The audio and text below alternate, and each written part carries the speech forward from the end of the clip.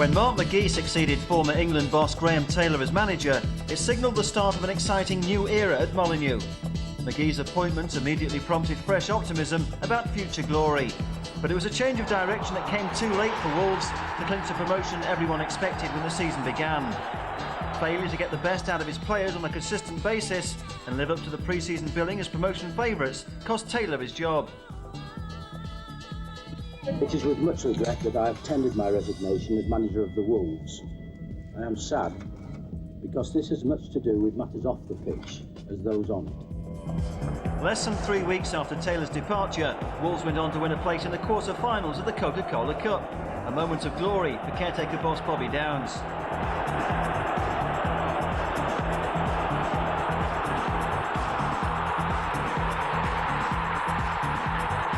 But the real highlight of the season was the way McGee turned despair into optimism. Confidence returned as the new Messiah adopted a new style that proved popular with the fans and the players. McGee's biggest success was making Steve Bull captain. The record-breaking marksman Taylor tried to sell to Coventry responded with some of his best form. Meanwhile, there were several new faces at Molineux. Eric Young, a free transfer for Crystal Palace, and £1 million man Mark Atkins from Blackburn were two of the men brought in by Taylor. Simon Osborne and Steve Corica were the first big signings by Mark McGee. Osborne, a £1.2 million signing from Queen's Park Rangers, Corica another big money signing from the manager's former club Leicester. The Molineux spending power just one of the reasons why McGee left Filbert Street. He certainly made his feelings clear on the day he moved into the Wolves' hot seat. They have a magnificent stadium which they're going to further develop. They have money for the team. They are a club with enormous support and enormous potential for bigger support. I think that all of that leads me to believe that there's a club here that should be among the top half dozen in the country. That for me satisfies all my needs as a manager. In terms of ambition, in terms of career. After Wolverhampton Wanderers, if we get it right here, there's nowhere else to go. This is a club which, if we can make successful, then I could go and work in here for the rest of my career if I keep doing a job. On the opening day of the season, Wolves kicked off against Tranmere Rovers at Prenton Park. And Wolves made the kind of start their pre-season billing as favourites suggested when Steve Bull struck the first blow with a header after 41 minutes.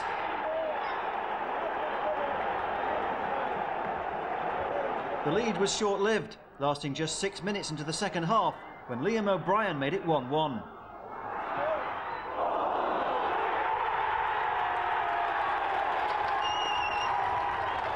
Wolves regained the lead within 3 minutes. A goal created by a cross from Neil Masters, and Don Goodman headed into the top corner. But Wolves were denied their perfect start to the season by veteran striker John Aldridge. The 36-year-old marksman struck 9 minutes from time to make the final score 2-2. The season's opening home match was a Sunday showdown with West Brom, preceded by good news from shirt sponsors Goodyear. Before the kick-off, Chairman Jonathan Hayward accepted a cheque in excess of £1 million from Marco Molinari, the UK chairman of Goodyear, who have extended their sponsorship of the club by another 3 years. Few better supported clubs in the land, and there's no doubt that this would make a perfect stage for Premiership football. Richards, Emblin, and Emblin again, chance here! It could so easily have been the first goal for Wolves in the 21st minute. Neil Emblin. Well, that should have been the first goal. It all started by some good movement from Richards there. A little bit of a squabble and a bobble. He forces his way in there, and you'd have bet your life there. He's lifted it enough over the keeper, but he's lifted it too high. Hamilton to Edwards. Gilbert turning it on. Hunt gets in behind the defender, and he has Taylor making a good run here. And Taylor! West Brom take the lead. Within 30 seconds of the restart, Bob Taylor scores. 10 minutes gone in the second half. They're a goal behind.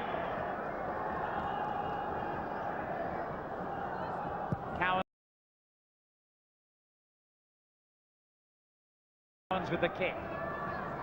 Goodman, brilliant save.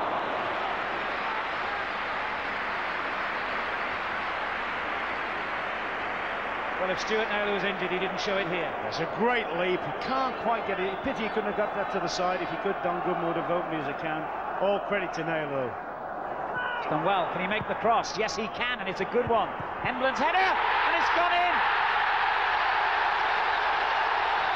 Wolves are level.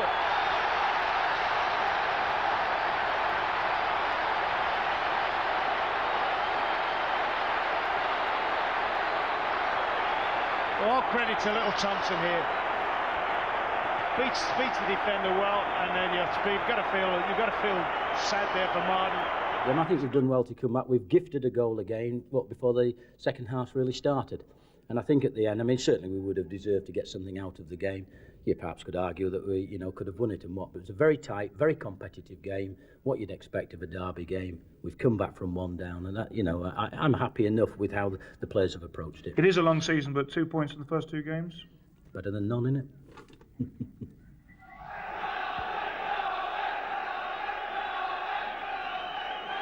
Atkinson to take this free kick then.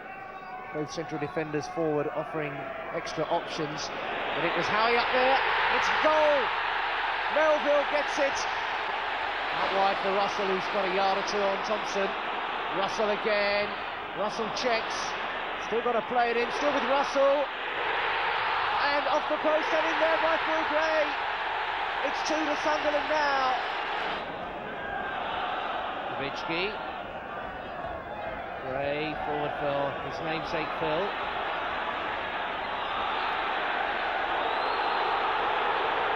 And Thomas and Phil Gray getting very involved there.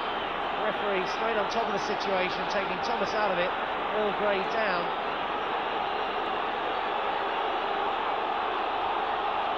The crowd baying for the red card. Just a bit of stamping on something in there, I think.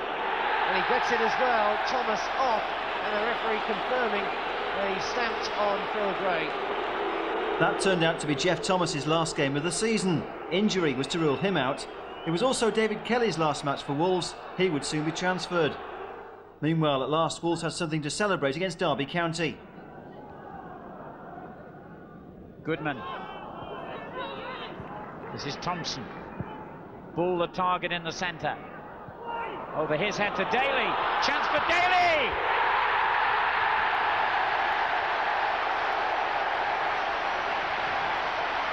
Celebrations all round Molineux for Tony Daly's first goal as a Wolves player. It came in the 13th minute, and 13 minutes was just about all he managed in the first team last season after that cruciate knee injury, which at one stage threatened his career. What a satisfying moment for him.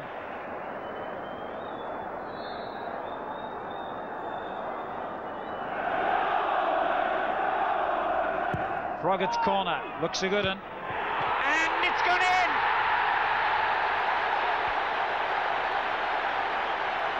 Goodman has made it 2 in the space of 2 minutes. And it's his first ever goal at Molineux. All his others have come away from home. What a start for Wolves. Oh, complete miss kick by Richards, but it's driven in by the captain. And it's 3-0 to Wolves. De Wolf the scorer.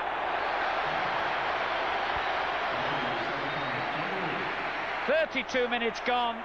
Wolves at last have found their form, and found it in some style." Well taken goal, this, actually. Very well struck. With 4 minutes of the first half remaining. Van der Laan coming forward. It's gone short to Harks. Tended to Sturridge. That should have been one back for Derby, without doubt. Oh dear, oh dear, oh dear. Oh dear. You get the feeling the next Wolves goal isn't going to be long in coming. Daly. Brilliant play by Daly. Good cross. Bull! That could easily have been goal number 4. Daly did superbly well again down the right. When you start a new season, the quicker you can get something under that wins column, then the better.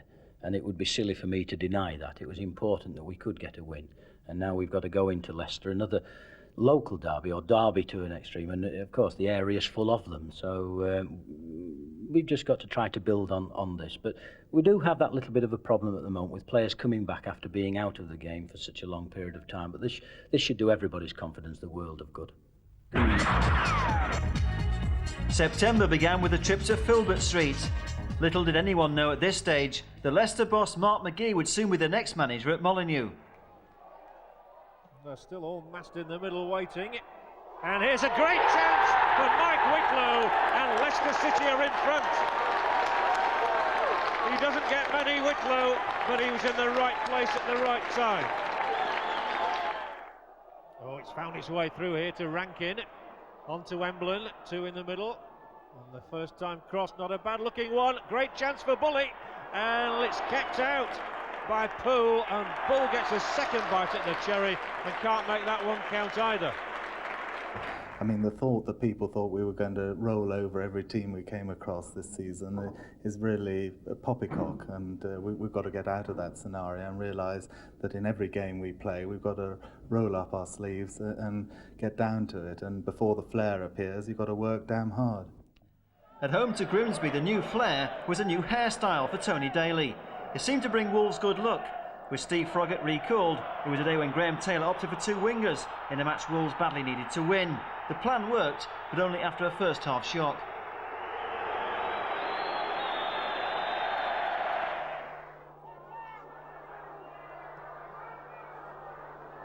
Good header down, great opportunity, here's a goal! Paul Groves tucked it away. The ball swung from left to right, back it came to Groves. And Grimsby Town have taken a shock lead here at Molineux.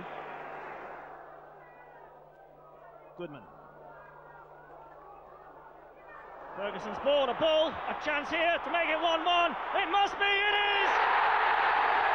Steve Bull's 204th goal in the Football League for Wolves.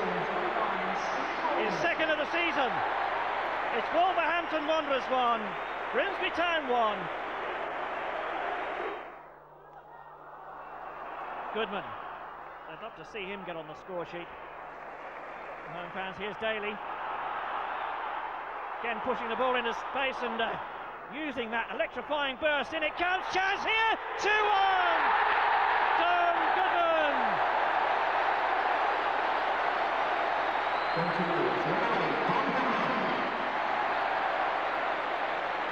50th minute of the game, and Goodman makes it 2-1. His third goal of the season. Southall again. Using out to Daly. Oh, that's a good ball by Daly into the space behind the back four.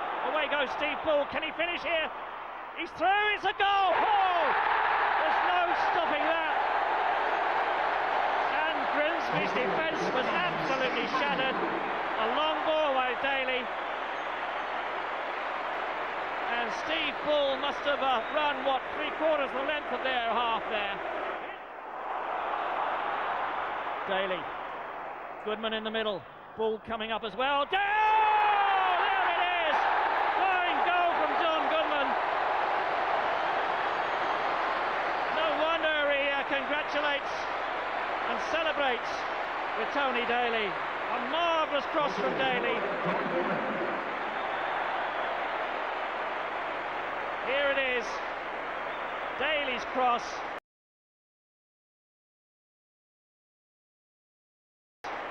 And Goodman's header, beautifully placed. He turned it back in the opposite direction to which he was throwing himself. Anybody that knows me and that has seen me in the past knows that I am a central striker first and foremost, and it's just nice to get the chance to play in the middle, and I've got to keep playing very, very well to stay in the team. That's the bottom line. Confidence high now for the game against Norwich? Yeah, I mean, I don't think there's ever really a problem with confidence at this club. It's certainly not in the dressing room anyway.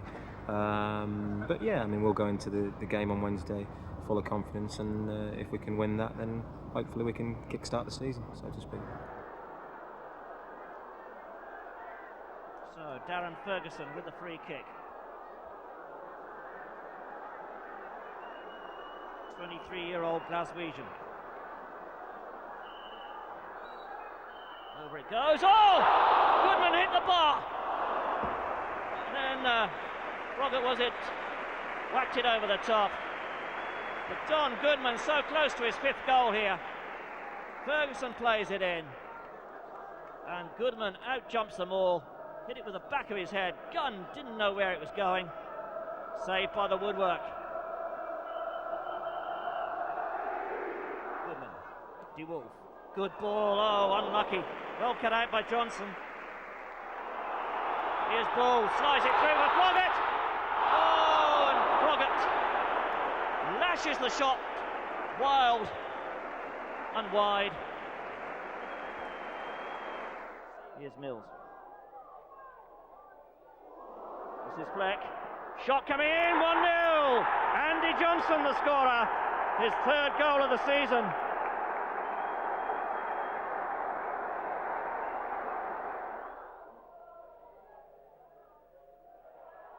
Here's Fleck.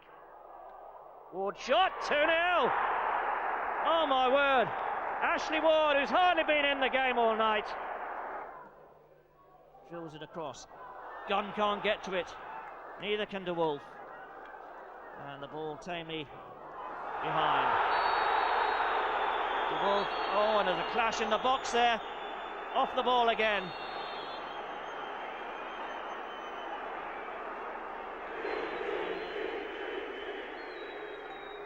Steve Bull claiming that he headbutted his opponent. And it's a bad, bad night for Wolves as Steve Bull takes an early bath. Steve Bull's sending off wrapped up a miserable evening for Wolves. It was a low point for Taylor's team, but the players were determined to cheer themselves up in any way they could. I think it's one of these, you know, after a bad result, the lads need cheering up in the dressing room. It's a bit like a morgue, and I thought I cheered the lads up enough when I come in, but obviously when I saw Dales, that was it. You know, nothing can beat that. That is a pinnacle. He's like the genie, and he comes in on his bloody carpet these days. You know. He looks like a bloody smug. He wants to grant you 3 wishes. The lads are wishing for a win, but you know, obviously, you know, he can't produce miracles. At Roots Hall, 35 years old Eric Young, released on a free transfer by Crystal Palace, was making his debut, and youngster Jamie Smith was making his first appearance of the season. It turned out to be a day of frustration despite Wolves taking a 29th minute lead when Don Goodman grabbed his 5th goal of the season. 1-0 to Wolves, and they should have extended their lead a few minutes later. Steve Bull failed to get on the score sheet, denied by a good save by the keeper. And Bully was to miss out again moments later. Southend were there for the taking, and the travelling fans thought they were heading for victory, but it wasn't to be.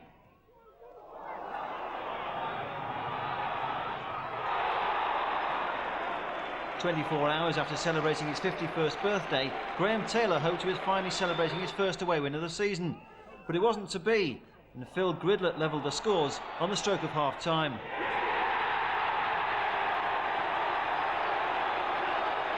In the end, the contest was settled by a 73rd minute winner from Gary Jones. And what a strike it was by the £25,000 signing from non-league Boston. Stowell beaten by an inch-perfect long-range effort.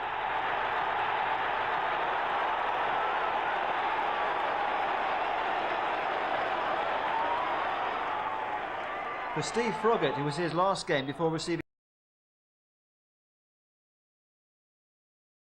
treatment for a serious blood disorder. Froggatt's illness ruled him out for the next 4 months. Meanwhile, the pressure was beginning to mount for manager Graham Taylor. Changes had to be made, and the start was the sale of David Kelly to Sunderland for £900,000. The Coca-Cola Cup offered Wolves a chance to get back on the right track against Fulham. 2 players were making their debut. Young Jermaine Wright, a late replacement for Steve Froggatt, was in the starting lineup, while South African striker Mark Williams started on the subs bench. Meanwhile, Eric Young was Taylor's new captain.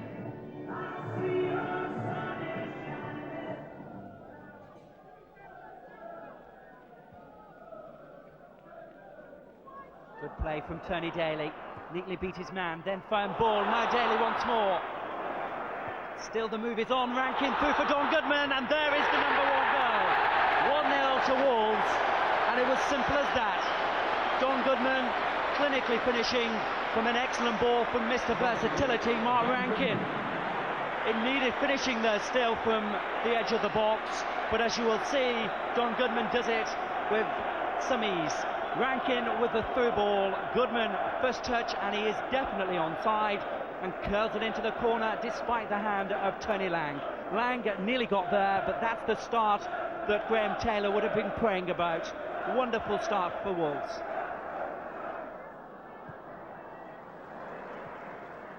Good through ball once more, and there are gaps appearing now. Bull is there again, and it's nearly number 2. Tony Lang is in for a busy night tonight.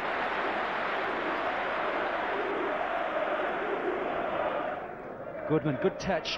White fancies his chances and scores! His first, Jeremiah Wright. Well, what a debut. We'll remember this one for a long, long time. A wonderful finish. And no wonder he is pleased with himself. A long kick from Stahl. Goodman does ever so well with the flick on. But watch the finish.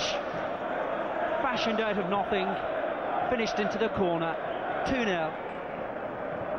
At half-time, the gaffer said, and H, the assistant, that to get on the end of Don's flick on, Don Goodman, he was flicking him on in the first half, I just weren't getting there. So to come across the full-back, come across him first time. Touch, and then it just held up for me, I just hit it. It was some finish. Yeah, it was just hit it and I could just see it going in. That was it, really. Hey, when did you actually find out that you were going to play tonight? The gaffer told me this morning. He said, the Froggies had a bit of a virus, Steve Froggatt, so he'd be struggling, so he just said he'll put me in. I'm delighted with the move. I've come to a great club, great prospects, and I'm delighted with it. Everything's worked out totally brilliant for me, and I don't think things could have gone so well. Personally, I've started not too badly. I've been playing quite well. I've got the crowd on my side now, so I can settle in now and start playing my football. 24 hours later, Wolves completed the £1 million signing of Blackburn midfielder Mark Atkins. Atkins' arrival the direct result of Kelly's departure to Sunderland. Atkins made his debut against Luton, but it wasn't a dream start. Atkins, nice ball. Daly, good flying move this for Wolverhampton Wanderers, and Daly tries to get on the outside. Chips one in here, surely a goal for Wolves. Well, Jermaine Wright cannot believe it. He scored his first goal for the club in midweek against Fulham. But Jermaine Wright, after Tony Daly had prized open the Luton defence with some ease, misses an absolute city here. Too far for ball, and Wright spoons it over the crossbar. Wright's control wanting there, I'm afraid. So this is Davis, who's an inspiring captain for Luton, and he's fed a great ball in here. Dwight Marshall to try and give Luton the lead. He can't do so because of Stahl's reaction, and he really should have scored there. We played last year at the right end of the table throughout the season, and this year we started off at the wrong end of the table. So I mean, that's understandable. The fans are human beings. I mean, they are going to vent their frustrations out on the players. I think this is the time when, as a team and as a squad, we've got to pull together and mentally be strong enough and say, well, we've got to withstand what the fans are chanting and saying, and the quicker we can get the 2 right results, the fans will be straight behind us, and that's what football's all about. Atkins, a first-time ball, and it was an intelligent 1-2. It released Ferguson, and Thompson is racing through. Here's Don Goodman, a great chance this for Wolverhampton Wanderers. They take the lead. Flowing move, the critical ball played through by Darren Ferguson, and a neat and a crisp finish by Don Goodman.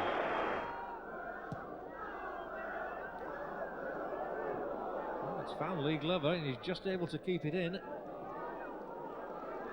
And again, Wolves have enough bodies around, and this is where they're dangerous, when they break like this, and Atkins feeds it through the middle for Daly.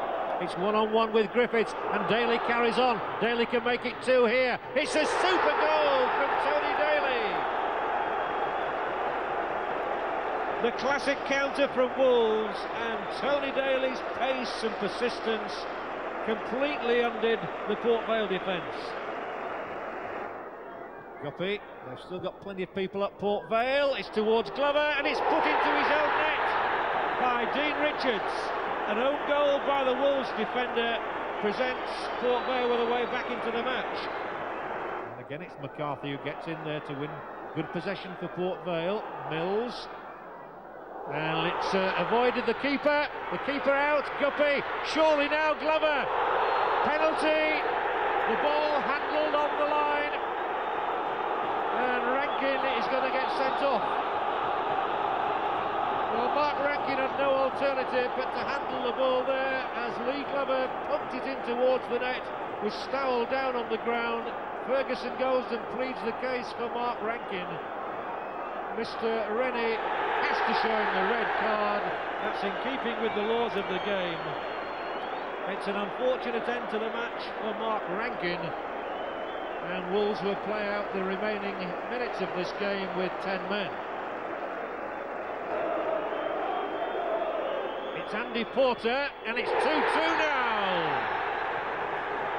And Port Vale's fans really celebrate. The match has come back to life.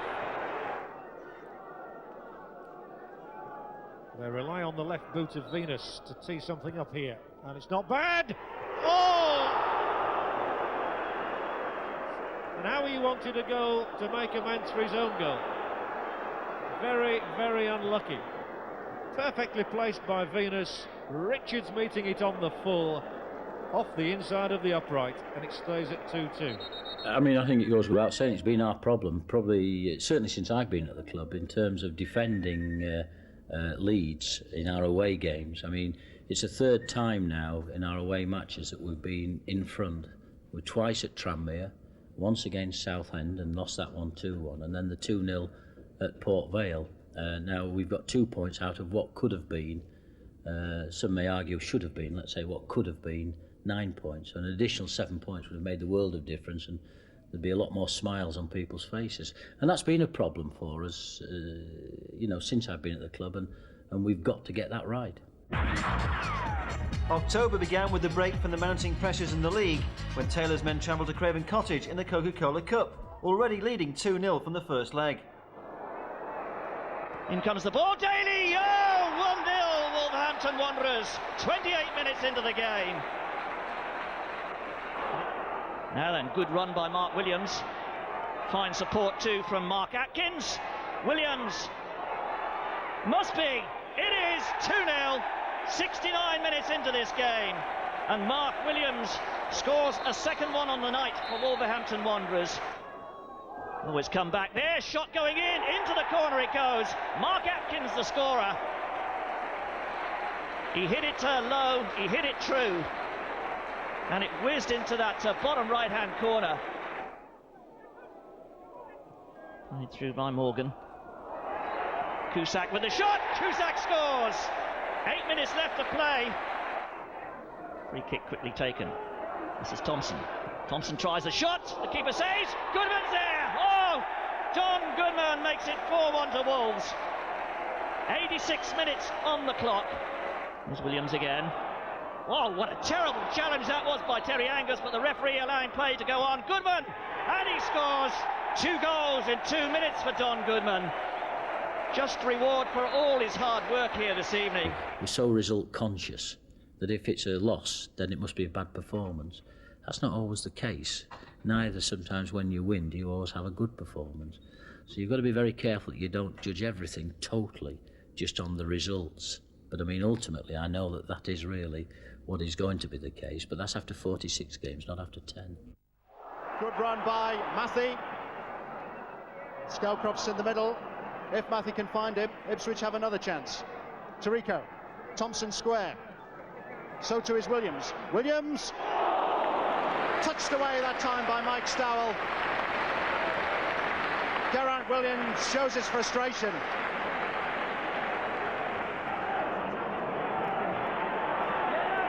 Now Wolves break. Goodman, and a good stop as well by Wright. Don Goodman, 9 goals already this season. Williams. Scowcroft, Matthew, penalty. It had to be. A handshake for Alex Matthew. But Matthew's alertness in front of goal has caused Wolves no end of problems. Sedgley, 1-0 to Ipswich.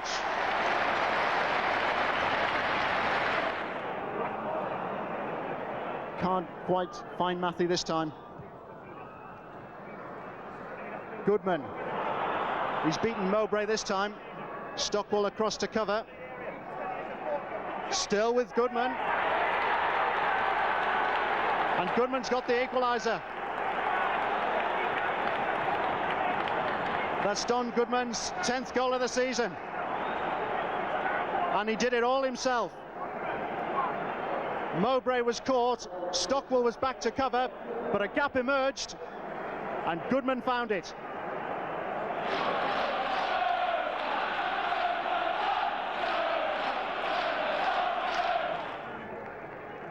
And Tarico has limped behind the goal. Ipswich down to 10 men, and they need to defend well here. Can't clear the danger. There's Goodman. It's gone in a second time. Was it Goodman claiming it, or Mark Atkins? I think Goodman this time will give Atkins the credit. And Atkins happy to accept that he's got his first goal for Wolves. But Wright was always stretching there. Goodman with the header. And it came eventually, was it off Williams or was it Atkins? But whatever, Wolves are 2-1 up. The perfect end to the best week of the season so far. At last, Wolves could celebrate their first away win of the season in the Ensley League. It's been a good week for us. We've had a draw at Port Vale when we went down to 10 men, and we had a very good win at Fulham, and we've come in here, we've had to battle hard. We had a good 20-minute spell after they'd taken the lead. The second half wasn't really very much of a game, but we're just pleased to have got an away win. A great goal by Don Goodman to get back on level terms. Did very well, came it out, and they've battled hard. I hope it does their confidence some good now. For the first time in his career, Steve Bull is omitted from Wolves' starting lineup despite being fully fit. Bully has completed a 3-match ban, but has to be content with a substitute's role as Graham Taylor keeps faith with the team that won at Ipswich.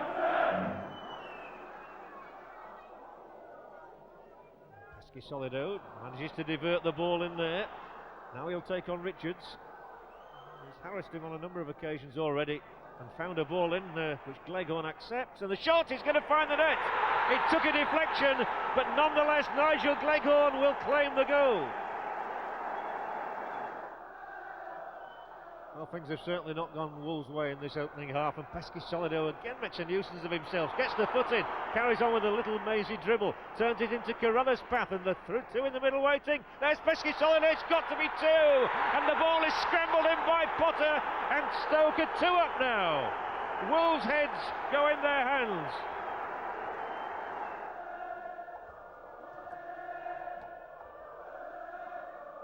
Richards, Pesky Solido, and Stowell, comes, doesn't gather it. The ball might be knocked in here by Pesky Solido. It's a disaster for Wolverhampton Wanderers.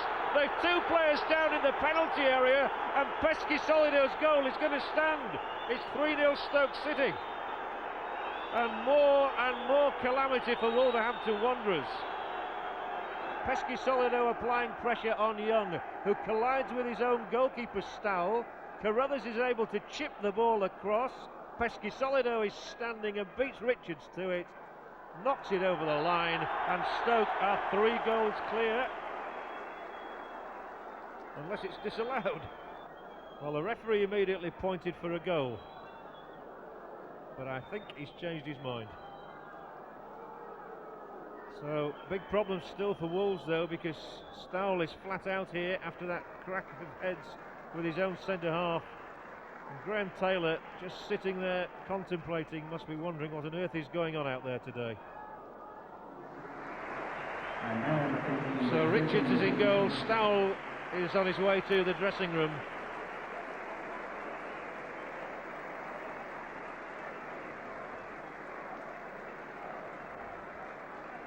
Anybody's guess how long there is to play in the match. Probably about 20 minutes, I suspect, as Cowans drives a peach of a pass through here for Williams. That was terrific. He's bowled over, and a penalty kick. Williams wins it, Sanford concedes it, and Wolves have a chance to get themselves back into the match. The pace of Williams unhinged Sanford here. He accepted Cowans' delightful long ball, shoved out of the way by Lee Sanford. That's a penalty.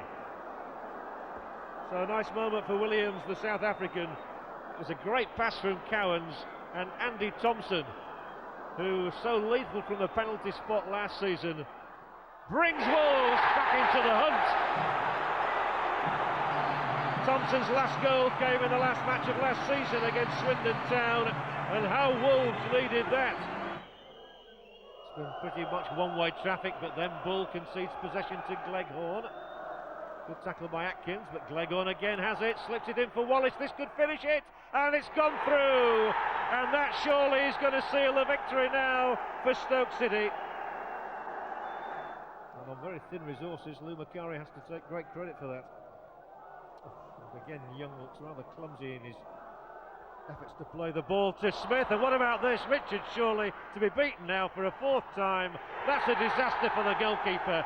Carruthers the goal scorer, but what an awful mistake for Dean Richards to make.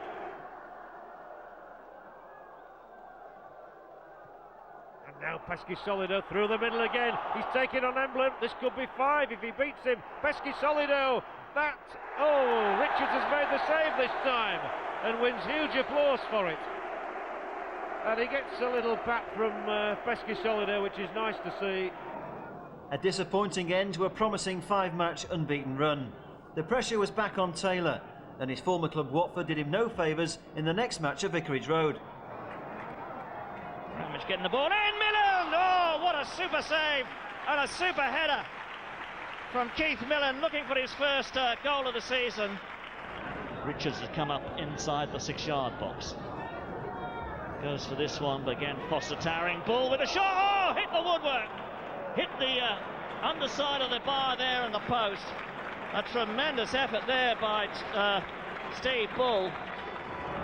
Bull right on the goal line. Foster wins it, knocks it out nicely. Daly to Cowans, back to Daly, chance for the shot again. Oh, he hit that one better, and he's there! Oh, superb effort from Tony Daly. His 4th goal of the season, and we're right on half-time here. And that really was a cracker.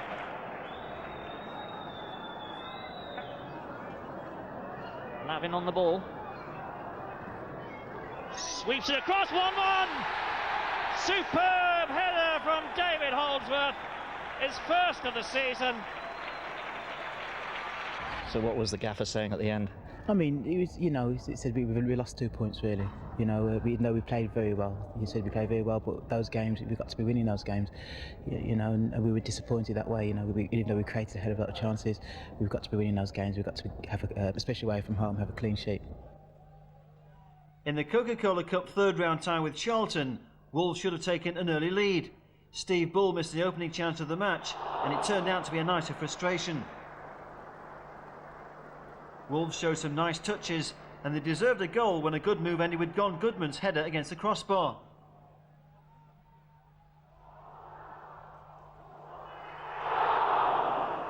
The South London side were hanging on, and they looked beaten when another Wolves attack teed up by Bull ended with Tony Daly cutting narrowly wide of the far post.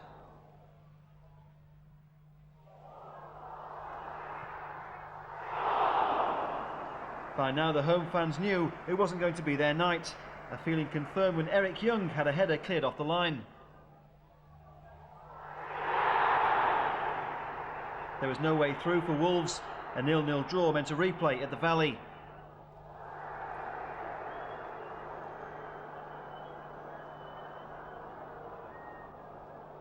In the meantime, the league encounter with Sheffield United gave Taylor's men a much-needed boost.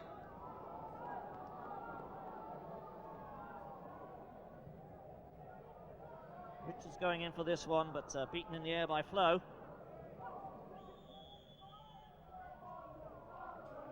And the first injury of the game. Dean Richards. Obviously a knock in the face. I'm not sure whether it was the elbow that caught him. I think it might well have been. But Dean Richards is made of stern stuff. And he certainly won't want to be retiring from this game.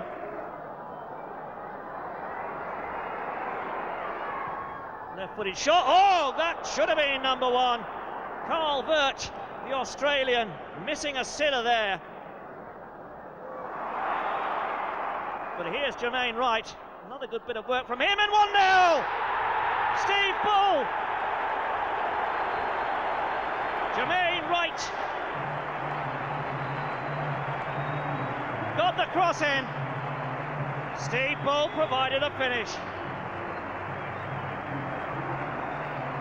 38 minutes gone. It's Wolves 1, Sheffield United 0. And Steve Bull notches his 206th goal. Here it is. I think Kelly might have got a hand to it, but it was so powerful he couldn't stop it. And Jermaine Wright provided the perfect cross. Bull, the perfect finich. Do you feel there's a lack of confidence in people, that they're afraid to do things? I think so. I think the crowd are waiting for us to do bad, I think, so they'll have a go at us. But I think if they just stick behind us, give us 100%, we'll try and get it right in there. You're certainly creating some chances anyway. Yeah, we're creating some chances. That's the time when I should say the sport should have a go. When you don't create chances, you don't have chances. That's the time they should have a go. Frustratingly for Graham Taylor, November began with a real setback. Dean Richards was sidelined by a damaged cheekbone. That meant the reappearance of the Wolfman for the trip to Barnsley. A match that ended with a late winner for the home side, courtesy of Neil Redfern, just 13 minutes from time. Next came the Coca-Cola Cup replay with Charlton, and a shock for Steve Bull supporters. Wolves' record-breaking striker was back on the subs bench. Here's Goodman. Finds Emblem. Knocks it in nicely there to Williams.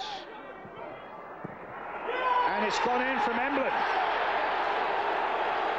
Neil Emblem makes it 1-0 for Wolves.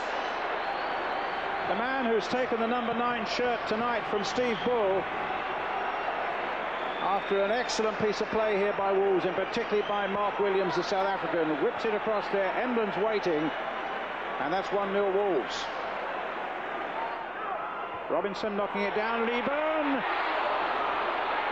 And de Wolf in the end gets it only as far as Newton. The ball just wouldn't come down quickly enough for him.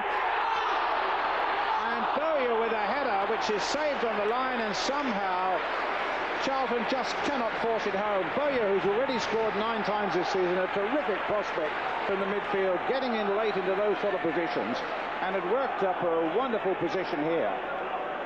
There's his header, an instinctive save by Jones, and Wolves are saved. Bowyer denied. Walsh playing it in, and Chapel will finally get in there. It's Robinson who's turned it in.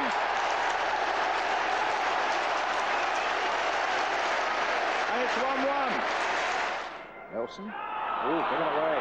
Goodman is chasing through now. A chance for Wolves here. Still with Goodman. Oh, and he's hit it wide. That was a glorious opportunity. Cowans with the free kick. A real clutch of old gold shirts in that Charlton penalty area now, and it's driven in, and it's gone in there. Number 4, Mark Atkins. And Wolves go back into the lead. Cowan's free kick met well by Atkins. And that's 2-1 Wolverhampton. A great win for Wolves, but there was more frustration for Steve Bull, despite coming on to help secure victory at the Valley. He was left out again at home to Charlton in the league. Oh, through the legs of Wright. Here's the cross. Yeah! Oh my goodness! Robinson was in there. That was an amazing piece of goalkeeping there by Jones, and a terrific break by John Robinson. Great play by Charlton. Had a 4 or 5 man move. Brilliant cross. Very, very unlucky. And away comes Emblem now for Wolves. Humphrey struggling to hold him up and can't manage it. There are 3 at the back, and there's 4 are getting back now for Charlton, but they're tired. It's Goodman taking it on for Wolves. Still with Goodman, a save. Daly, it didn't come out to him, and he's played it back for Atkins. Chipped in there by him. Bull with a shot. Oh my goodness, it went through a man and just wide. And it's a corner, and Charlton breathe again. Knocked in again by Thompson. The danger's not over yet. Here's Steve Bull on the edge of the box. Knocked it back again for Gordon Cowans, that canny midfield player. Oh, he's gained himself a couple of yards here. Curled another cross in. Oh, and against the crossbar. Don Goodman! My goodness me, but they deserve that bit of luck, and Humphrey bangs it away. The referee's looking at the watch, and that is the final whistle. It's a wonderful goalless draw for Charlton Athletic, and what a dramatic finale that was, with Goodman thundering the ball against the crossbar deep into injury time, the last seconds. Patience had finally run out. Despite winning a place in the last 16 of the Cup, failure in the league was proving too hard to swallow. The call for the manager's head was reaching fever pitch, and Graham Taylor ended the speculation 24 hours later. It is with much regret that I have tendered my resignation as manager of the Wolves. I am sad, because this has much to do with matters off the pitch as those on it. Obviously the team has not been playing well, but only 13 weeks into the season, we are still in all competitions. Our recent run of only 2 defeats in 12 games is not as bad as our sterner critics claim. A return of confidence to players who last year enabled the Wolves to have their best season for over a decade is of course of prime importance. If this confidence does return, I see no reason why promotion cannot be gained this season. However, a team cannot gain confidence if the board of directors and a section of fans do not have confidence in their manager. I would now hope that the privacy of my family and myself will be respected, as I do not intend to make any further comment. Thank you. Thank you, sir. Taylor's resignation left Bobby Downs in temporary charge. There was no instant cure, but Downs made himself a popular man by reinstating Steve Bull. Mark Atkins was relegated to the subs bench, where Dominic Foley was waiting to make his debut.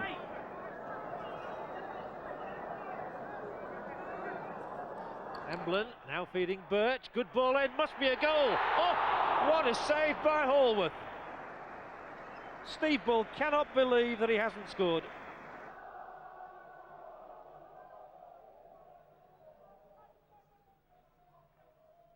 Williams for Birch.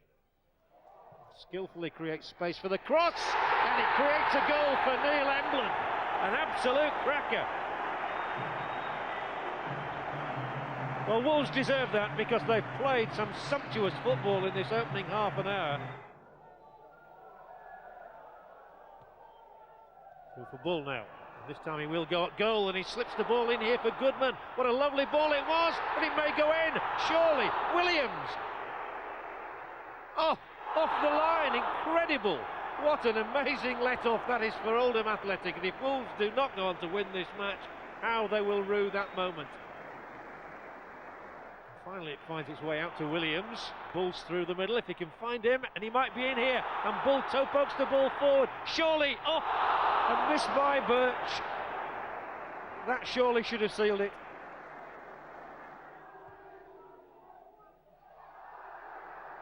All sorts going on there, but eventually the ball spins away into the path of Birch, who loses concentration and loses possession. And Makin will have a go from here. Oh, and it's in. It's an equaliser for Oldham Athletic, and disconsolate goalkeeper Jones palms the ball literally into his own net. And that powerhouse of a shot from Makin has brought Oldham level. And it's going to be interesting to see how Wolves react now, because they've suddenly been caught from behind. And they've lost a bit of concentration, and they're having to defend against Beresford. And the ball in. It's Thompson, it's McCarthy, it's 2-1 Oldham Athletic. The game has been turned absolutely on its head, and no wonder Sean McCarthy does the somersaults. And Wolves, from 5 minutes ago being firmly in the driving seat, now find themselves trailing. Oh, and then Cowans, the lazy ball, concedes possession, and on goes Beresford. He left DeWolf trailing there hopelessly. Beresford's up against Young here. He could finish it. Oh, what a cracking goal! Davy Beresford may have won the match for Oldham. Only his second goal at senior level, and it's a beauty. Next came a trip to Selhurst Park, where Wolves found home striker Dougie Freedman in top form. The ex-Barnet marksman broke the deadlock with a goal that set up a fine individual display. It was Freedman again who made it 2-0. Good work by the Scotsman had Wolves in all sorts of trouble, but it took a wicked deflection off de Wolf to beat Paul Jones.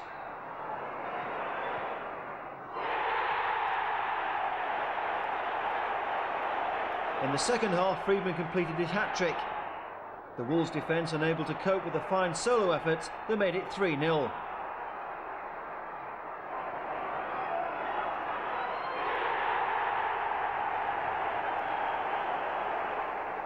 Wolves needed a penalty to stop the rot. Goodman with the layoff and Steve Bull impeded by Andy Roberts.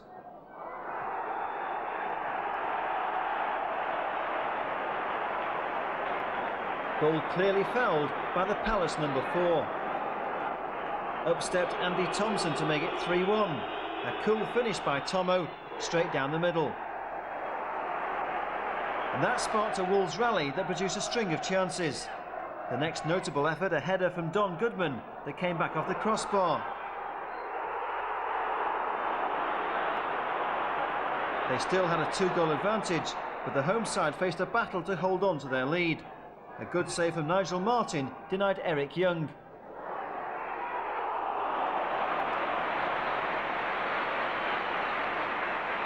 Young finally did get on the score sheet against his former club to make it 3-2, but Wolves' stirring finish was not quite strong enough to snatch a point, because that was how it ended. Dean Richards, back from injury as substitute at Palace, made his first start in 5 matches at Huddersfield. But Dino's presence couldn't stop the home side taking a 2-0 first half lead. Booth with the first after 20 minutes.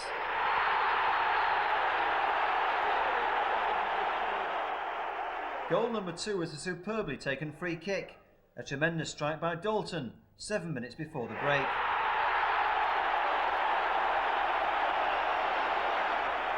But Wolves did create enough chances in the second half to rescue a point. Steve Bull finally reduced the deficit 11 minutes from time. And that looked like sparking the recovery.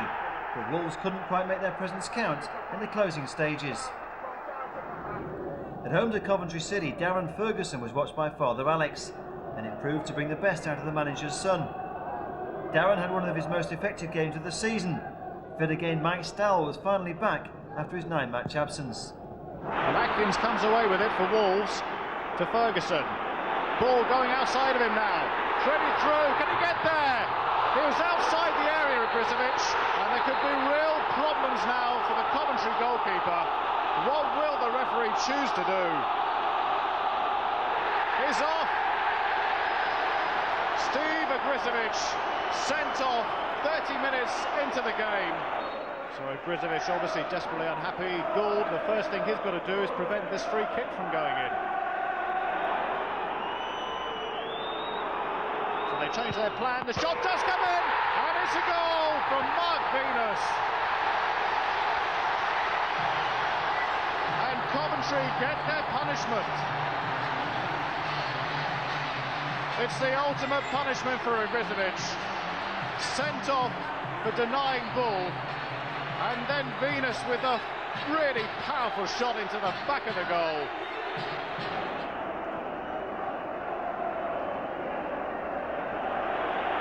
Ferguson. Broken through 2 tackles, still going on.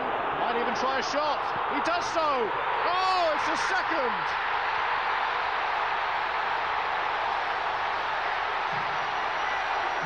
Two goals in a minute. The only irony was that the Brazilian wasn't on the field to see it, because we've had 2 quite spectacular goals, and Ferguson has marked his return to the team with a goal of quite stunning quality, and with his father in the stand as well. Gould given no chance. He's been on the field no more than 2 minutes and has now been beaten twice. It's a disaster for Coventry. They're now trading 2-0.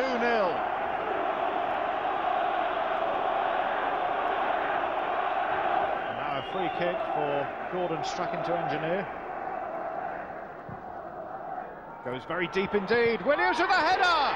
And Coventry are back in this game. But Wolves held on to win 2-1. Bobby Downes' finest hour in his brief stint in charge. Throughout Downes' caretaker spell, the speculation grew about who was to take over. A whole host of managers were linked with the job, but the one name that rose to the top of everyone's list was Leicester boss Mark McGee. The problem was Leicester's chairman Martin George insisted his man was not available. And so Bobby Downs remained in charge for the home match with Ipswich. Also showing good covering to beat Thompson to it. An excellent ball, picks out Goodman, and it goes to Bull. Danger here! The goalkeeper did well, he got a fingertip to that, and it seemed to be on its way into the net. But it is a dangerous free kick.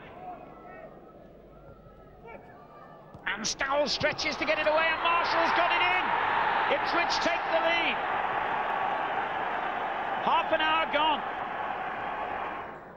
There's still a strange, subdued atmosphere at Molineux, waiting for the team to give them something to get excited about here. Bull has done well to lose his man. Turn back to Thompson. And surely a goal, yes! It's come at last for Goodman. On the hour, Wolves are level. Goodman's first in 12 games. And now they have got something to get excited about here. But Wolves get clear of danger. Goodman with an excellent layup to Ferguson. Bulls made a run for him inside right position, and Goodman inside left position. Brilliant goal! Brilliant goal by Goodman with 20 minutes to go. Darren Ferguson was outstanding.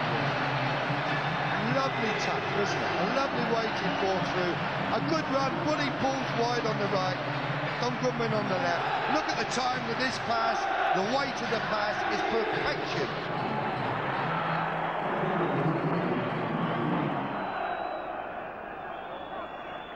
Deep into stoppage time now. Mowbray's header! It's in! They've got the equaliser! Yeah, the lads battled brilliantly in the second half, but you know, if we're going to get points and move up the table, really it's a game won and we've thrown it away. The club's in a difficult situation really, because Bobby's come in and he's changed the system, and he's changed the format of how we want to play, and it's worked well, very well, I would say, in contrast to where we was playing before. If Bobby possibly could have got us to get, or if we could have got a few more better results, then you know things might have not needed to be altered, you know, at this time. But you know, the chairman's obviously thought, well, he's going to go after a new manager, and the new manager probably will be here, you know, possibly by the end of the week if you read the papers. Speculation was now at fever pitch that Mark McGee was bound for Molineux, and everyone had to wait 4 more days before the next dramatic twist. McGee resigned as manager at Filbert Street. But still the Leicester chairman refused to accept defeat. McGee insisted George was staying where he was. In the meantime, on the pitch, Wolves faced a crucial basement battle with rock bottom Luton Town. It turned out to be a triumphant farewell for Bobby Downs. Back in for Goodman, held off his man well, and it comes through to Richards. Wolves take the lead. In the 8th minute, Dean Richards the scorer, his first of the season. Good running by Bull to meet the throw-in, and that could be dangerous. Rankin and Goodman in the end, and he scored. Wolves get a second, and Goodman's barren spell is well and truly over. Marshall doing well against Venus. Thorpe ahead of him. If he gets it back to Marshall, there's danger here, and there still is. In fact, it's a goal.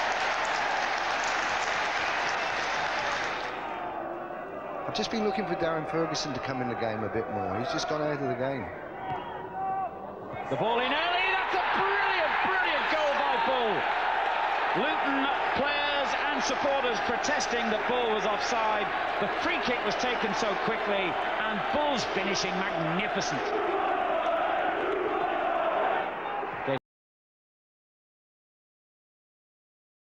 Straight to Davis, and that's an excellent ball by Davis to young Thorpe, who's lost the defender Law and must score surely. He didn't, Marshall did, and Luton are back in it again. But without further ado, I'd like to introduce the next manager of Wolverhampton Wanderers, Mr. Dave Bassett. Oh, I'm sorry, Mr. Mark McGee, Colin Lee, and Mike Hickman. After 6 traumatic days for Mark McGee following his resignation from Leicester, the new manager was determined to give out the right signals at Molineux. I certainly hope to be here more than a year, but officially the contract is for 3.5 years. Thanks for coming along. Just to tell you that Mark McGee has officially started as the Wolves. We stuck by Taylor, but as I say, we need a new manager in the end, and that man is the one we want. Mark McGee, we welcome you to Wolverhampton.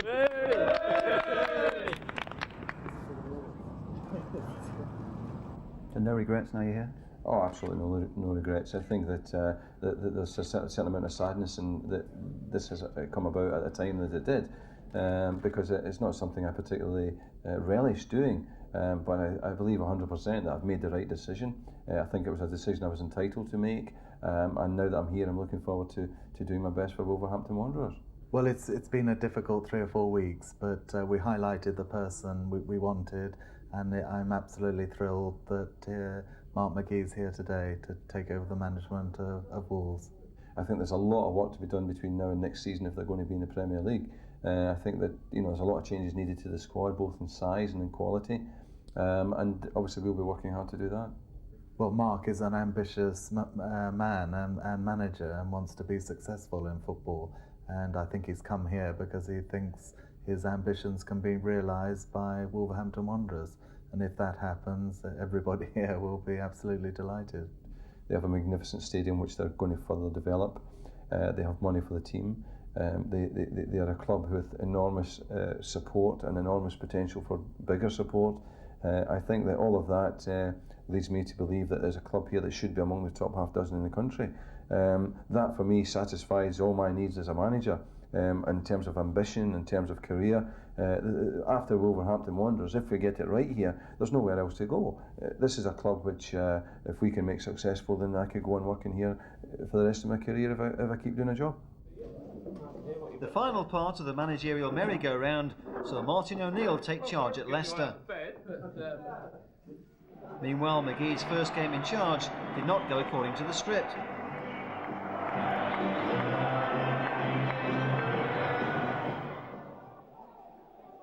John de Wolf.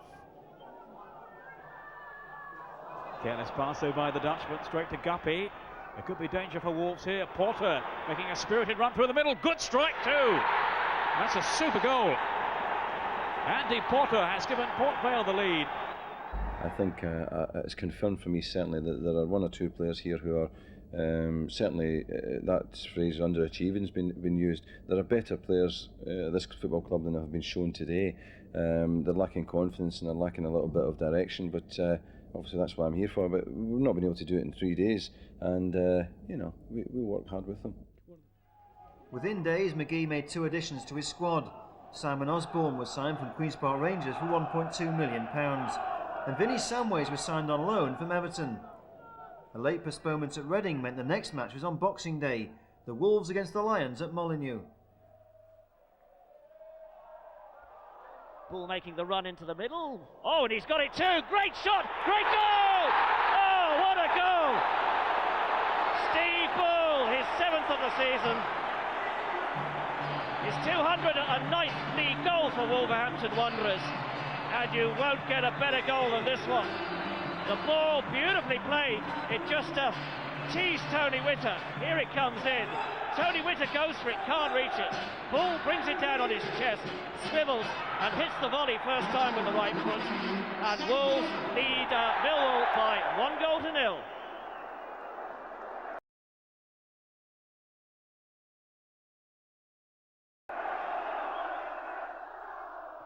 Richards quickly in. Here's Witter.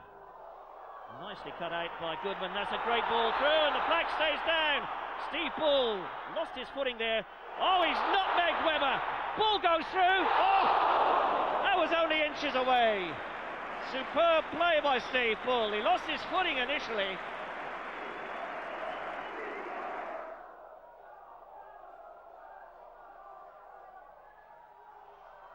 And it comes. Oh, he's there.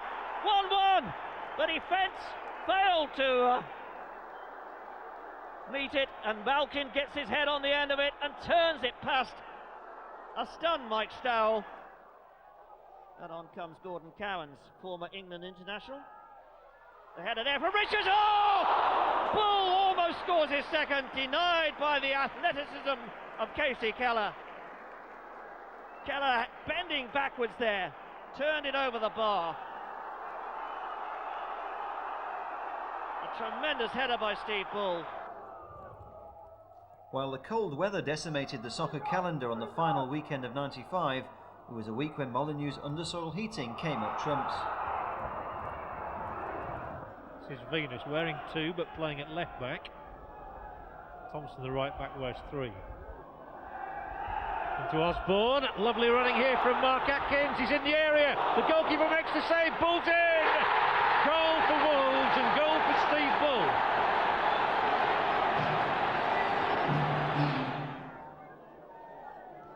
Bull's on the goal line trying to unsettle Alan Knight. So a Wolves corner. And a deep one too, and it's goal number 2 as well. Don Goodman.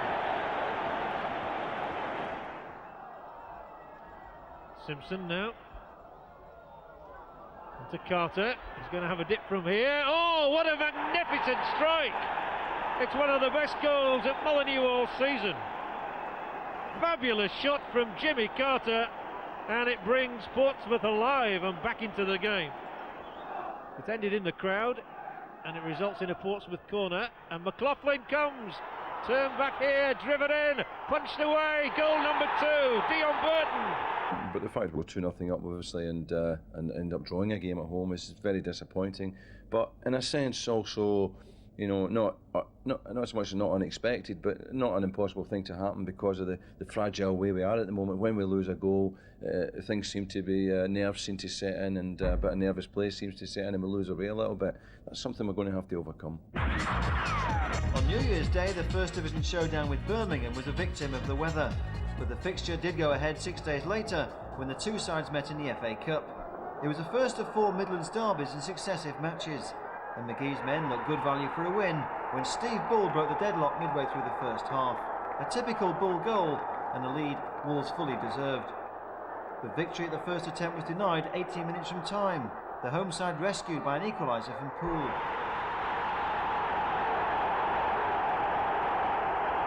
Yeah, they're great supporters, aren't they? And they made me feel so welcome here, and yeah, brilliant. I'm dead pleased about it. I mean, the worst thing like for a footballer is when your own supporters turn against you, and they've been brilliant to me. So yeah. I know there's been rumours going around Wolverhampton for months and months now. Have you heard Dean Richards is going to Manchester United from the horse's mouth? Do you want to tell them you're not? No, I'm not going nowhere. No, I mean, I'm happy here. I love it here, and I signed a 4-year deal, so I'll be here for a good few years. And the goal against Blues on Saturday, that header, I don't think you've ever scored one from so far out, have you, with your feet either? No, I don't think I have I? It was just one of the things that I just pounced on it. He just hit done on the back of on his shoulder, and just stood up, and I thought, I've got to do it because there's so many defenders there. I mean, when it flew in, I couldn't believe it. And now you're up to 260 for Wolves. Is it 250 now? 260. Is it 260 dead on? Yeah, well, plenty more goals left in me yet. People say I'm past it, 30 or whatever, going down the hill. They're going to think coming if it's left to me. As I say, I've got at least another three or four good years left in me before I start in the hill. Richards and Bull pledging their futures to Molineux was great news for the fans. Meanwhile, it was time for the Coca-Cola Cup quarter-final with Villa. Well, if there was any feeling of inferiority on Wolves' part at the start of this game, it certainly disappeared at the start of the second half. Ferguson with the corner kick. Goodman's header off the line by Wright. Yes, it's a good corner swung in here, and that's what Wright's there for. Goodman lurks with intent again on the edge of the box.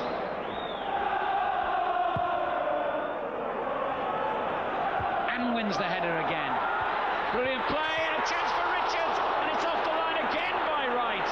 And Goodman has hit the post. What more misfortune can fall Wolves? Incredible. Well, it's a great header here, actually, when you see it come in. Mark Venus heads it across. And you have to say it's good play by Wright, because that's what the fullback's doing, he's defending. This is unlucky, very unlucky. York winning the header. Milosevic. York takes over again. And that's a lovely ball for Charles. And that must be in. Yes!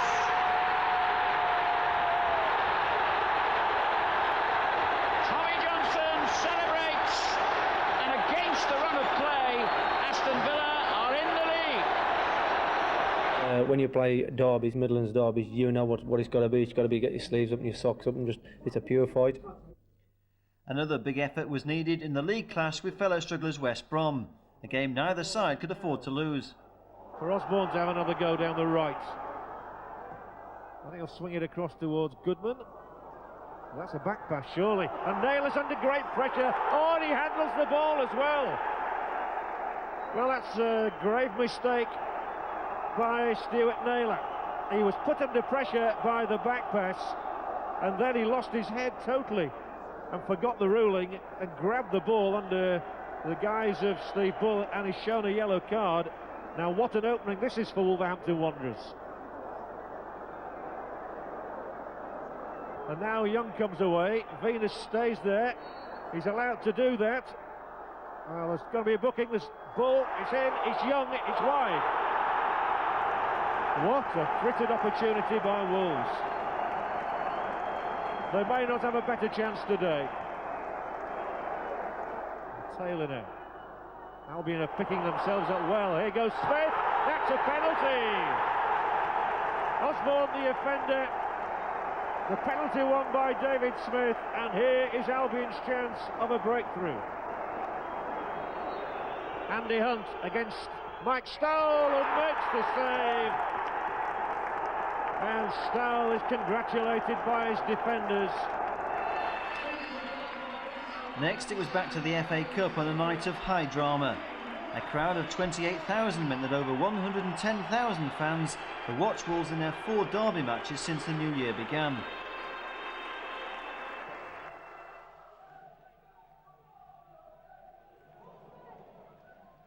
Nice header by Bull. Here's Darren Ferguson. Oh, that's a good shot! A goal! The keeper got his hand to it. He couldn't keep it out. And Darren Ferguson scores.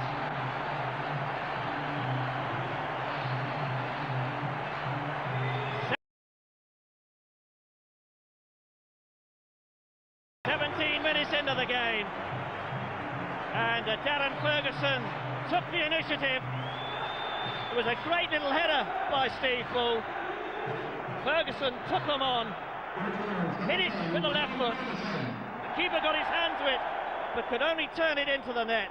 It's Wolverhampton Wanderers 1, Birmingham City 0. Oh, that's a great start for the Wolves.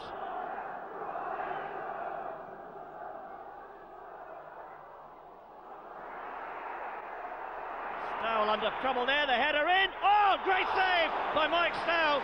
Ian Richardson's header almost caught him out. But a magnificent leap there by Stowell. And over the top it goes.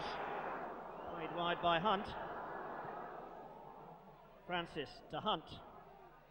Hunt gets the shot in. Oh, hits the post. He scores. His 13th goal of the season. A substitute. Strikes good. Jonathan Hunt makes it Wolves 1, Birmingham City 1. Francis trying to pick out Claridge there. Osborne. Steve Bull's onside. Across comes Johnson. Here's Bull. One-on-one. Gets the shot in as a goal! Bull, the scorer. Deflected off Michael Johnson. And Wolves regain the lead. Whoa, look at the big smile on his face. Steve Bull's 10th of the season. And what a crucial goal that was. His 7th goal in the FA Cup competition in total for Wolverhampton Wanderers. That was a great ball into space. Bull chases. Across comes Michael Johnson. Steve Bull gets it on the right foot. It comes off the foot of Johnson and arches over goalkeeper Gremienk. And Wolverhampton Wanderers lead Birmingham City by 2 goals to 1. And here's a good run, it'll finish with a shot. And oh, Stowell's lost it, it must be 2-2. Over the top it goes. They're claiming handball. Birmingham City insistent that it's handball. Look at Steve Claridge. And the referee's given the corner kick, I think. Or has he given the penalty? He has given the penalty. Here it is. It's a great run, this, by Jason Bowen. And he gets the final shot in. Stowell makes a bit of a mess of the save. Claridge tries to hook it in, and there he is. Definite handball. And that'll be a red card.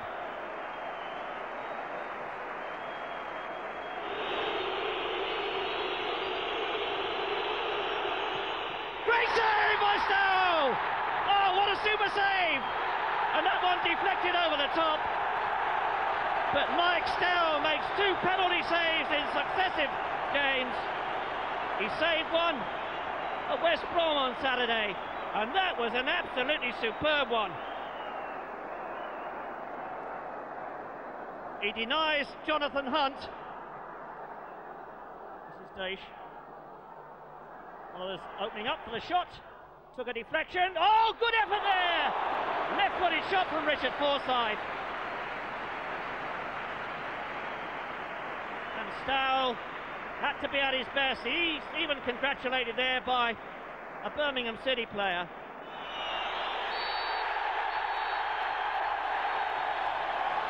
A great result for Wolves, and finally a victory to savour for Mark McGee. Through them fairly well. You know, we've lost to Villa, we've drawn 2 of the others, and we've won tonight. So, in balance, you know, we've done not too badly. We knew it was a big game. We knew it'd be a battle tonight, and we knew if we got through this one, it'd give us something to build on, and hopefully that's the case. Obviously, the penalty save and what led up to it is the big talking point. How did you see it?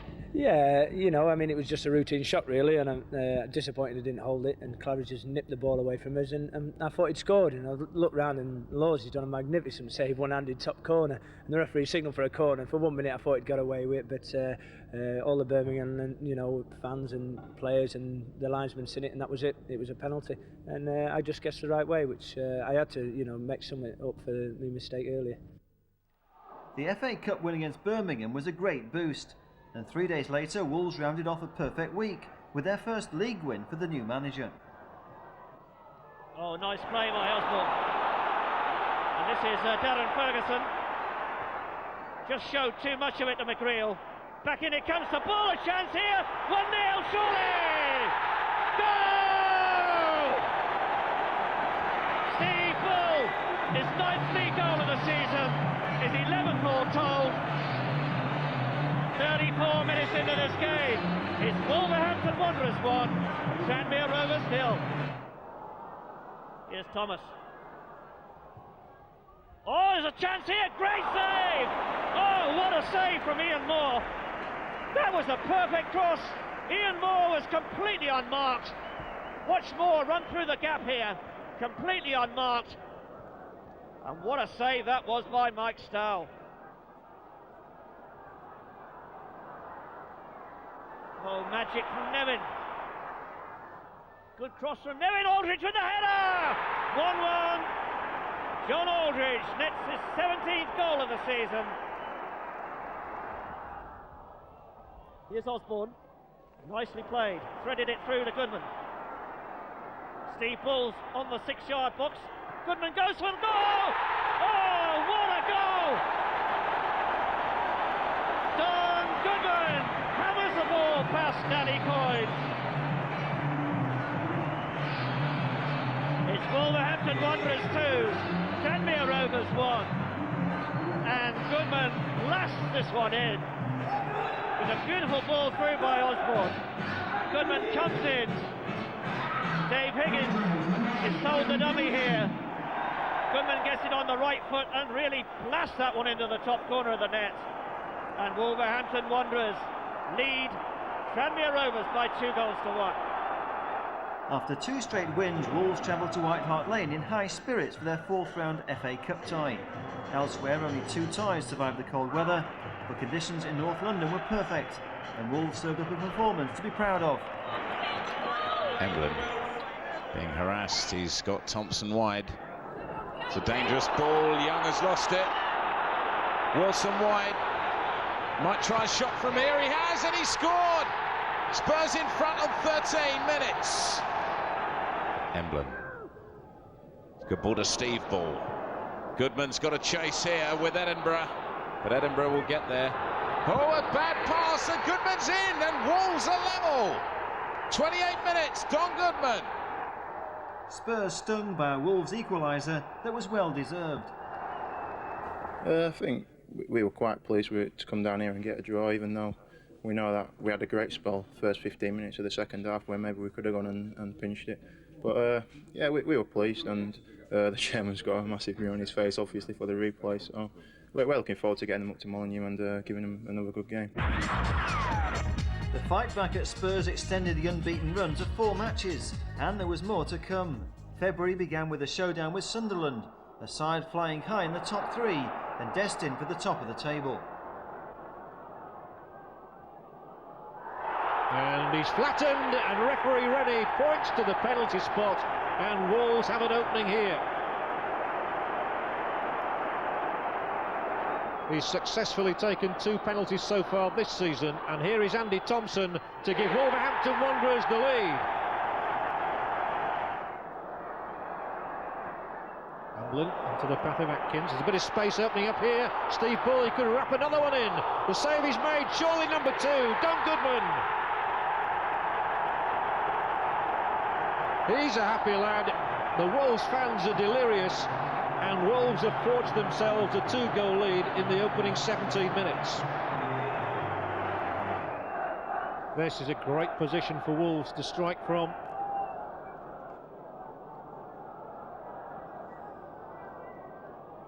And it's laid across, and they're all in here. It's goal number 3. Mark Atkins stole into the space, a punishing header. Given couldn't keep it out, and the points now surely in the bag for Wolves. Confidence was high that Wolves could spring an upset in the FA Cup replay against Spurs. It was a really cold night at Molineux, and the game was lucky to get the go-ahead. A brilliant team effort by ground staff and fans beat the cold weather. It's just been clearing the seats, to be honest. I mean, the JCBs have been outside doing the major work, but we've had about 50 people in the stadium actually just clearing seats and concourses and gritting. As I say, the undersoil heating sorted out the pitch, and we spent no more than about an hour and a half on that. I think that the main thing is concentration against a team that's in the Premier League. All the players in the team have got to be concentrating all the time, and because one split second and they're in behind you and can score goals.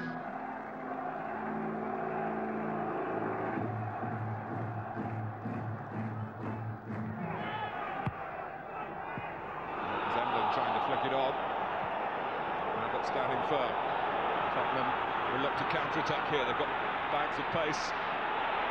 Fox for Rosenthal, and Tottenham have swept upfield from a Wolves corner, remember. Wonderful. And Ronnie Rosenthal has given them the lead.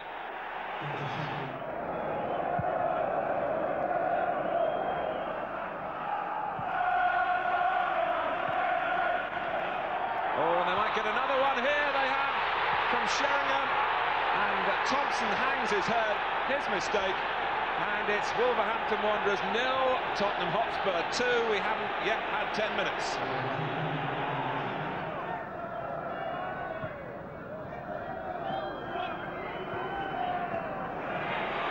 Yeah. Well, now the shot's on! Well, it was a great try, and the save was tremendous from Ian Walker.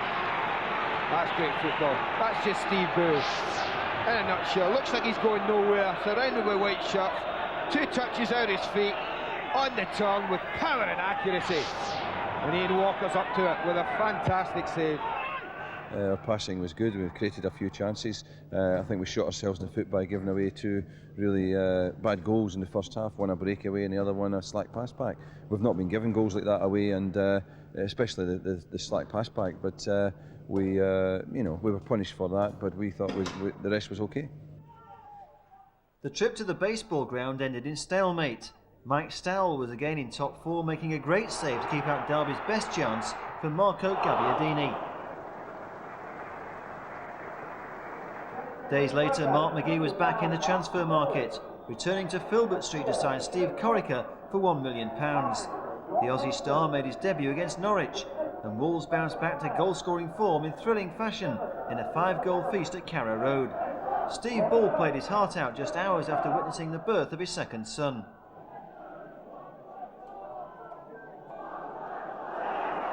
Chance here, excellent little chip, and that's beaten everybody. What a super goal that was. It's Steve Bull. Number 12 of the season for Steve Bull, and Norwich completely flat-footed. It came from nothing. Crook caught in possession, and look at that from Bull, instinctive. Gunn had no chance. Norwich insists that the wall goes further back. The referee's happy though. Here's Crook. This time he's made it. It's the crafty Crook.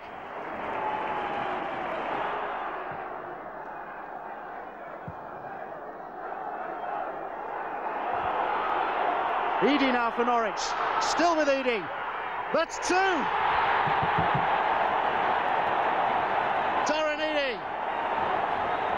And 2 in a minute for Norwich. Goodman now with Osborne. Bull is onside. It's Bull against Gunn, and this time Bull has won. Steve Bull's second of the afternoon. Wolves level again at 2-2. Young is claiming that the wall isn't pushed back far enough. Goodman could have a strike from here. He does eventually. And he's got the third goal. Gunn beaten. And Wolves 3-2 up through Don Goodman. And Goodman's shot straight through the wall. A 5-goal thriller with a happy ending was followed by another 5-goal affair against Mark McGee's former club Leicester. McGee was predictably given a hostile reception by his former fans.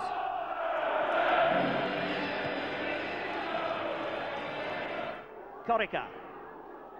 That's one for Paul to deal with. Didn't quite get over it. 1-0! Steve Bull, the scorer. A bad mistake by Kevin Poole, the goalkeeper. And Wolves have taken the lead. Grayson on the right. Well, it was a good run through by Lawrence, though. If they'd Parker played it forward through the inside right channel. Oh, Stowles missed it. Chance here for Robert. 1-1. Oh, it's mistakes at both ends for the men in green. That's a great ball in. Oh, what a header! Brian Law, his first goal of the season. Superb cross. A brilliant finish. And Kevin Poole, no chance at all with that one. There's the Wolves bench. Didn't see too much of the manager there. He was behind the pack. Header in by Heskey! And the 18-year-old makes it 2-2. Wolves defence caught flat-footed. We're in the last 10 minutes of normal time now. Still 2-2 here. Leicester City coming forward. He's got Lawrence to the right if he wants to use him. He does. Drills in a low cross. Oh, what a goal! Heskey it is, the scorer, the 18-year-old. Oh, and a bottle came on there just to the right of the goal. Well, Steve, quite a night for you. Yeah, it was a big night for me. First game at Molineux and against my old club. So it was a big night, and it wasn't the best overall, I suppose, after we lost to Leicester. What about your own personal performance? Do you feel maybe that you were trying too hard? Yeah, maybe. Playing against your old club, you try to play your very best. And it's also my first night here, so I was trying to make a good impression in that. But things didn't really work out that well, so we'll just stick at it. And it's Simon Osborne with the free kick. Oh, it's 1-0! Eric Young, the scorer. Superb header from Young. His second goal of the season. In this, his 18th league appearance of the season. Bull's gone through the middle. This is Goodman. Atkins, good one for Osborne.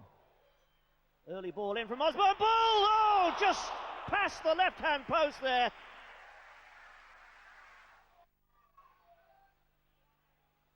And Eric Young says that's mine. And Thompson, good first-time ball to Goodman. Goodman controlling it well under pressure. Accelerates away from his opponent. Steve Bull pulling to the right. Thompson out on the left. And here's Steve Bull. Just a little too wide for him. But he'll get the cross in all right. Shot from Thompson! Oh, 2-0! Andy Thompson, he was calling for the ball earlier. It didn't matter. He got there in the end. Bull's cross. It's 2-0 to Wolverhampton Wanderers. The other night was disappointing. We thought we'd done well enough to at least get a draw out of the game. You know, a few silly goals, but you know, we bounced back today, and we've had a solid performance, a good 2-0 win. So we'll be going in for Millwall on Saturday. At last, Wolves were starting to move away from the bottom of the table. And next came a priceless performance at the New Den. They gave McGee's men visions of reaching the promotion playoffs. This is Dolby. Malkin takes it off him, cuts inside nicely. Fuchs, can he turn? Will come to Ray. Stowell, terrific save. It's Thompson. Goodman, some space here on the left-hand side. Can be so dangerous from this sort of position. Steve Bull on the chest. Off the post. Goodman take the replay, no.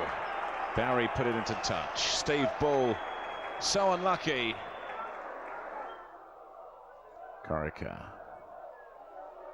Thompson. Emblem. Long looking ball there, straight to Steve Bull. He's Chip Keller and he's scored. Brilliant finish. Wolves ahead, and look at the ball here.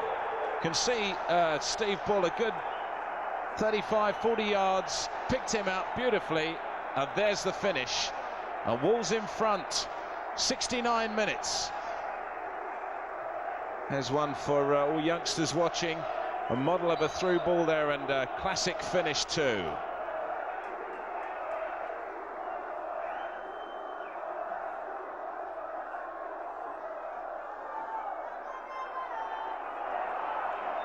Barry calling for it. All pressing for this equaliser. Uran being marked tightly. Bounce comes out to Ray. Stowell again, terrific save. And Malkin looking on, just could not believe that. Ray hit it sweetly, but Stowell was equal to it. Amazingly, Wolves are now just 6 points away from the playoff places. With 14 matches remaining, there was still plenty to play for. Frustratingly, McGee's men lost their momentum at St Andrews, beaten by a 2-goal salvo from Paul Devlin. Devlin's second strike coming shortly after he'd broken the deadlock with a 28th minute penalty. Wolves too had a penalty, but Andy Thompson made his match on this occasion. A great save by Bart Griemink. Defeat by Birmingham was the start of a disappointing run. At home to Mark McGee's former club Reading, Wolves fell behind to an early strike by Mick Gooding.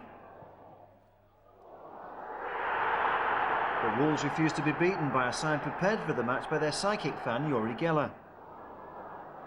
Curled in, Atkins is there in space. An excellent goal. 3 minutes before half. The midweek trip to Grimsby was one to forget. 0-0 at half-time. Wolves fell apart when they conceded 3 goals in 27 minutes. The final blow, this 78th minute strike from Forrester.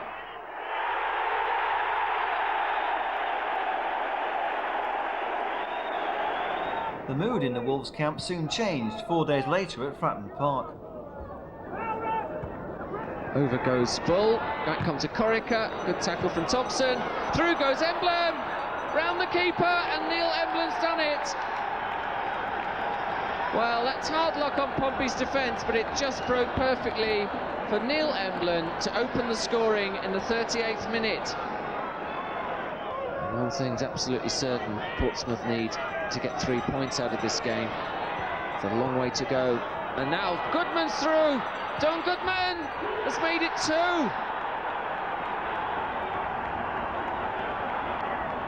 Next came one of the matches of the season, a 5-goal thriller against arch-rivals Birmingham City. He's found some ways in some space. He needed to turn there. Instead, he delicately knocks the ball into the path of Hunt. Inside Francis, tries to tee it up again. Surely a goal. Beautifully created, beautifully scored. That man again, Devlin, comes back to haunt Wolves. Wolves 0, Birmingham City 1, quarter of an hour played. And Bull cuts in field. Here he goes, edge of the area. Steve Bull. Oh, that's so unlucky. Off the inside of the upright and then turned behind by Jamie Smith. But Steve Bull deserved to score then. And again, tremendous pace about the game, and now Corica will drive in and he'll surely get up towards the edge of that area. Threads it in here for Goodman. Good chance for Don Goodman. It's there surely this time. Lovely goal from Don Goodman. Beautifully created by Steve Corica. Wolves fans delirious to be back on level terms 5 minutes before half time.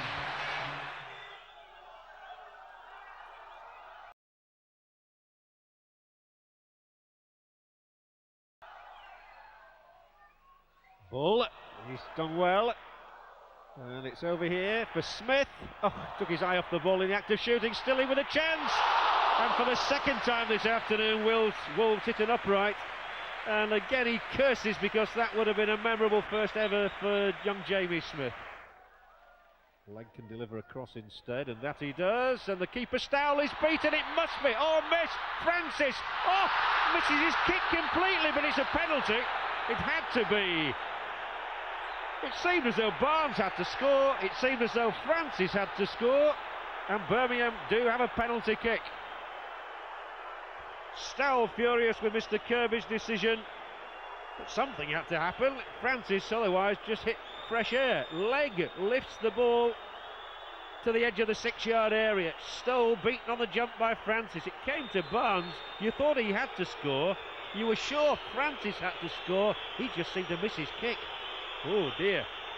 But a penalty is given, and here is a chance for Devlin to strike 2 again, as he did at St Andrews. It's 2-1 to Birmingham City, and Paul Devlin repeats his feat of the previous meeting.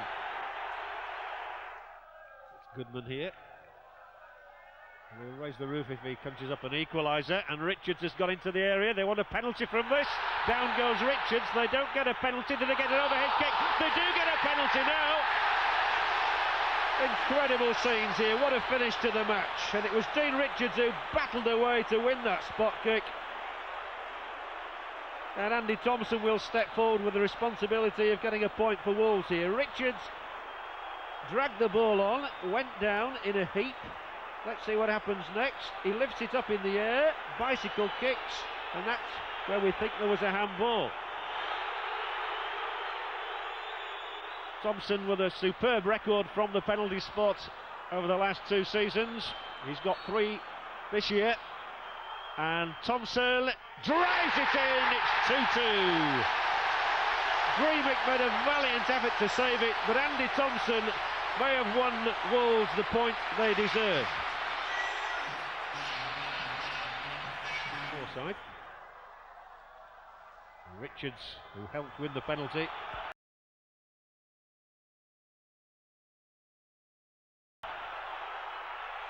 Charged down, there was nothing wrong with that. On goes Bull. Steve Bull might yet win it here for Wolves. Blasts in the shot. What a goal!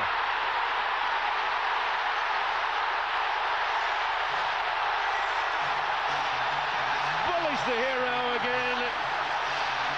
And how he deserves it, and Wolves, who looked a beaten side only 3 minutes ago, have turned the game on its head and have surely won it now thanks to the hero of all heroes.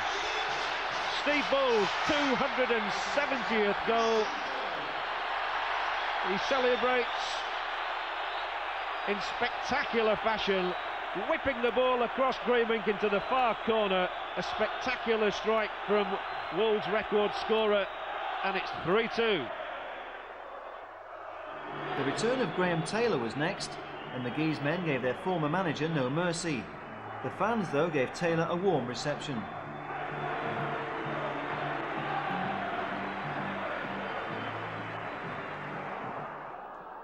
Thompson again looking to switch the angle of play, and he's done it well, finding Don Goodman. Now Froggatt. Froggatt with room to run. Will he fancy a shot? He does. Good shot from Froggatt, and it's in! Stephen Froggatt's first goal of the season. Wolves' 50th goal in the league gives them the lead.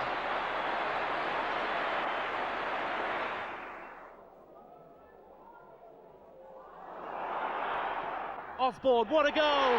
Splendid strike from Simon Osborne.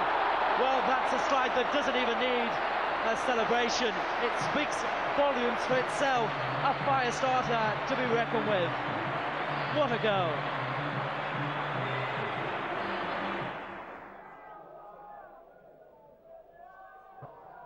Corica looking to get his first goal for the club. Tees up Osborne. Can he get his next goal? He can. Second of the afternoon, his second of the season, Simon Osborne. Well, he smashed and grabbed his way to a second splendid strike, and once more, he doesn't mess about with 2-yard tap-ins.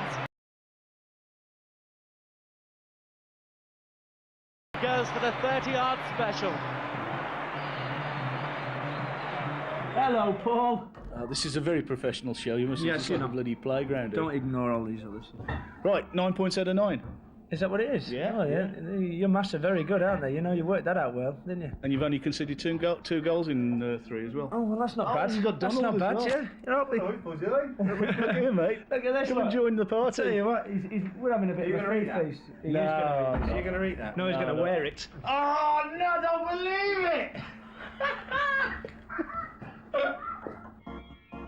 Outside hopes of reaching the playoffs were finally shattered when Wolves failed to win a match in April, a month that produced only 3 goals to Mark McGee's men.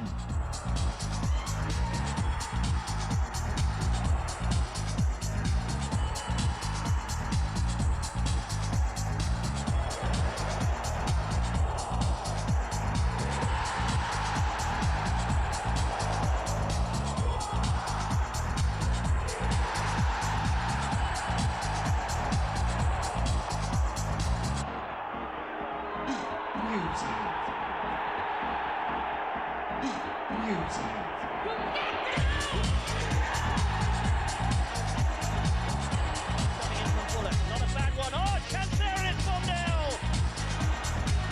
Goodman's in here. Goalkeeper's got a touch. Bull must score. 1-1 the scoreline. Eric Young plays handballs, a penalty. Beautifully taken. Top right-hand corner. A cool finish there from Darren Ferguson. Through Payton's there. Oh, what a shot from Payton. 2-2 the scoreline. Now says where was the cover?